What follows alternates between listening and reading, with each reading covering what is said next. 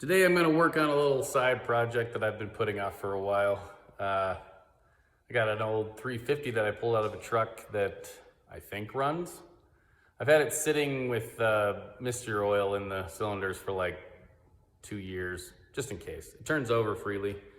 But you know, like every good Chevy guy, you got at least, one 350 laying around.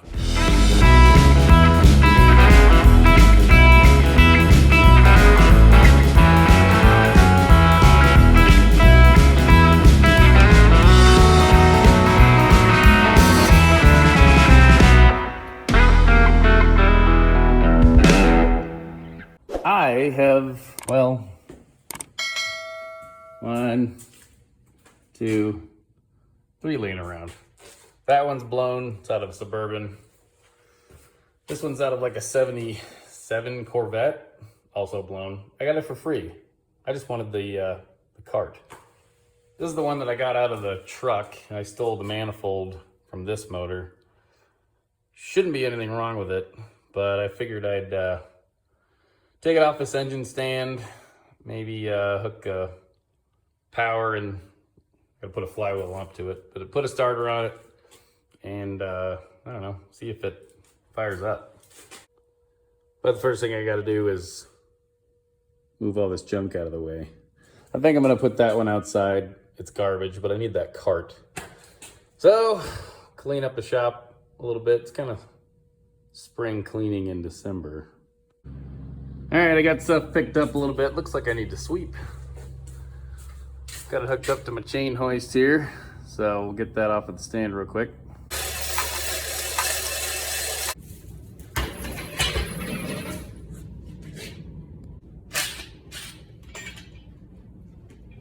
Voila. But I figured while I had it up in the air, I'd put the flex plate on it.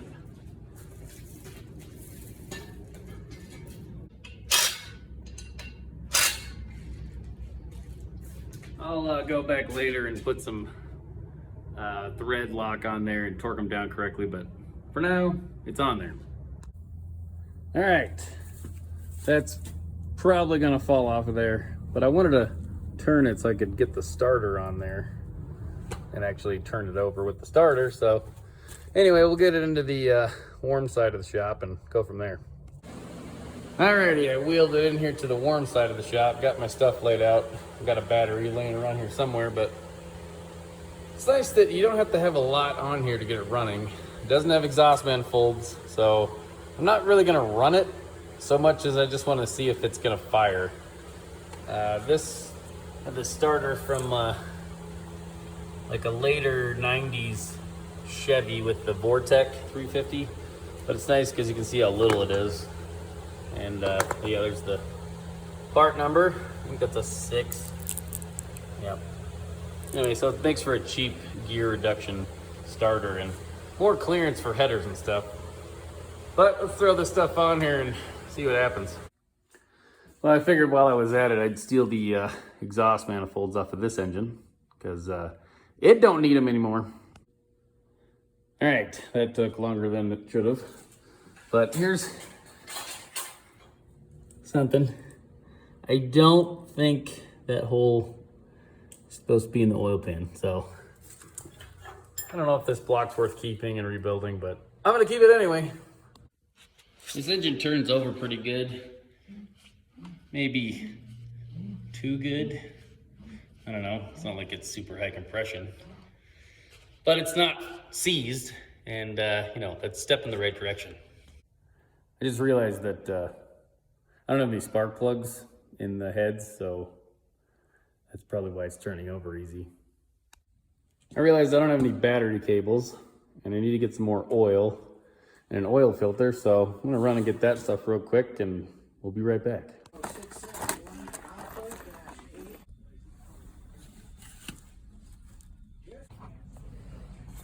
Thank you.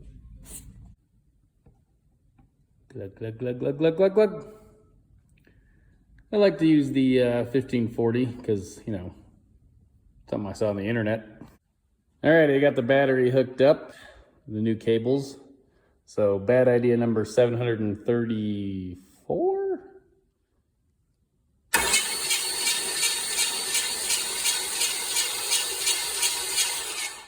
All right, look at that, turns over.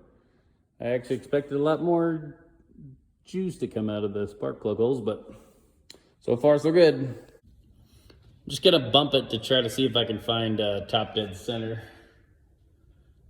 with the old finger trick.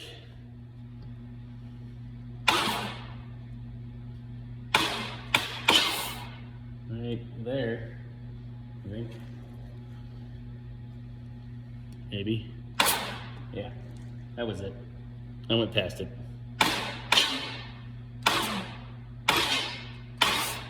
Right about there.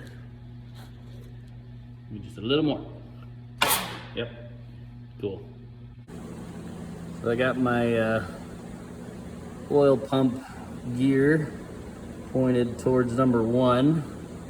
So it's like that. Hard to do one-handed, but you get the gist. All right, so we got the distributor lined up to number 1 cylinder there, and somebody told me once that your vacuum canister should be about 45 degrees to the motor. So it's just a good starting point. So somewhere in there. All right, I got all the plug wires hooked up. My number 7 is a little short, but it fit. Nice thing is this cap had like a holder downer plastic thing. It's got a little cheat sheet on there, so it's got the firing order. It's also right here. So anyway, I'm just gonna check, make sure we got spark. Yes, we do. Sweet. Fill up this carb through the vent tube here with my little squeeze bottle. Hopefully I don't get it everywhere. I think this carb works. It'll help sort of meter the gas. Doesn't need to run very long, just enough to fire it. Look at that. Spraying fuel. All right. Contact.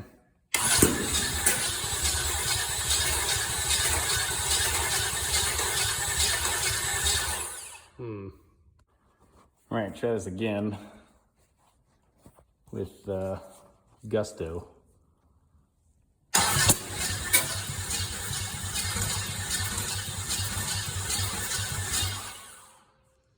It backfired, which tells me it might be 180 off.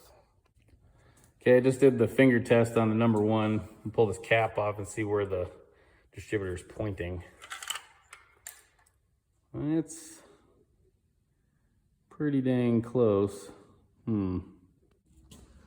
So I adjusted this distributor a little bit more counterclockwise. We'll see what that does.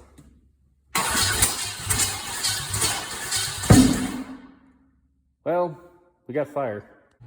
I took the valve covers off to make sure all these valves are moving. The battery's gonna die, but those look good. This side's getting plenty of oil, which is good. But that's also the side I put the oil on, so that makes sense. This side's a little dry. Hopefully once it fires, it'll shoot some oil pressure up there, but we're getting a little bit. But I noticed I don't have this covered. I had the thing in the vacuum canister in this one. I had this wide open, so that's obviously creating a massive vacuum leak. All right, I whipped up a crude cover to cover up that hole there. And, well, you know, let's see what happens. That's mucho better. Well, I feel a little sheepish. Couldn't figure out why it was backfiring so bad. And so I just went back to the basics, you know, checked my timing, i.e. my plug wires. And I don't know if it's because I was standing behind the engine and I'm used to, you know, working in a vehicle and it's on the front. But I had them all, I had number 1 right.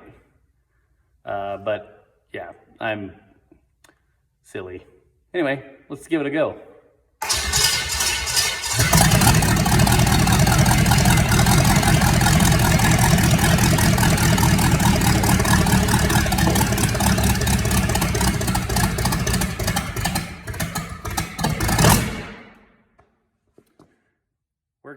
got the plug wires hooked up right.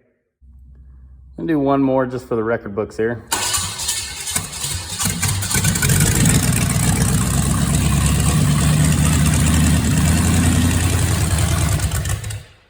Cool. Starting to get oil up through the rockers, so it's got oil pressure. I mean, I still don't know if this engine's all that good, but it runs. Well, it runs pretty dang loud. I don't know if it runs good or not, but it runs, and that's something. Mostly I did this to justify keeping an old engine around, and when I say justify, to my wife, mostly, why I have all this stuff. So, I might do another video, like, completely rebuilding it. By that I mean degreasing it and So, once I figure out what I'm going to use this for, you know, probably show it again, but appreciate you watching, and we'll catch you next time.